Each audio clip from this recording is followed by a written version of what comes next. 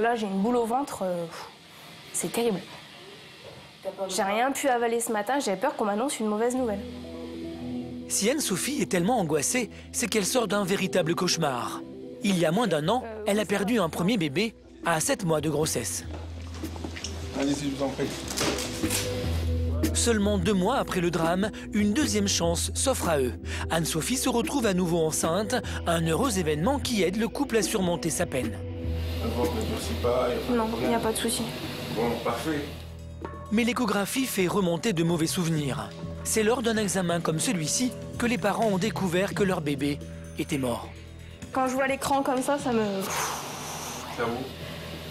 Je vais vous rassurer tout de suite avant même de mettre le nom, etc. D'accord? Comme ça, on déstresse tout. Ouais. Et puis, on fera l'identité, tout ça après. D'accord? Ça va peut-être aller mieux après. Vous allez le voir tout de suite. Et puis, élément important, on va surtout... Ah, c'est bon, je vois son cœur battre. On va surtout l'écouter.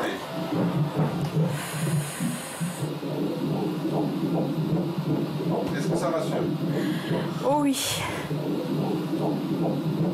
Entendre le cœur du bébé, ça peut paraître anodin. Mais pour Anne-Sophie et Steven, ce simple battement relève du miracle.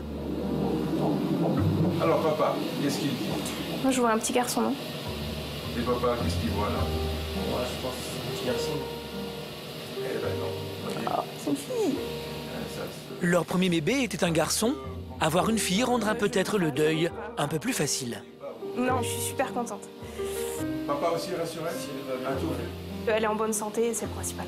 Mais malgré ces bonnes nouvelles, le couple a du mal à se réjouir. Encore traumatisés par la première grossesse, difficile pour eux de ne pas penser au pire. C'est dans cette maison en centre-ville que vivent Steven et Anne-Sophie, une maison qu'ils avaient choisie pour accueillir leur premier enfant. Donc voilà la chambre. Des vêtements neufs encore sous emballage. Avant le drame, tout était prévu pour accueillir le nouveau-né jusqu'à son prénom, Timéo. Il y avait de tout, des petites chaussures, des pulls, des jeans, enfin il y avait tout. Donc là il y a le matelas, la poussette, le matelas allongé, des couches que j'avais commencé à acheter en prévision. Dès le début ça a été on garde tout. Pourquoi? C'est parce que c'est à lui, c'est à Timéo. Même les vêtements, on les gardera, je les vendrai pas. Moi, je brûle les vêtements qui étaient prévus pour Timéo, pour moi, je brûle mon fils, quoi. Deux grossesses qui s'enchaînent à 6 mois d'intervalle, pas le temps pour le couple de faire le deuil de leur premier enfant.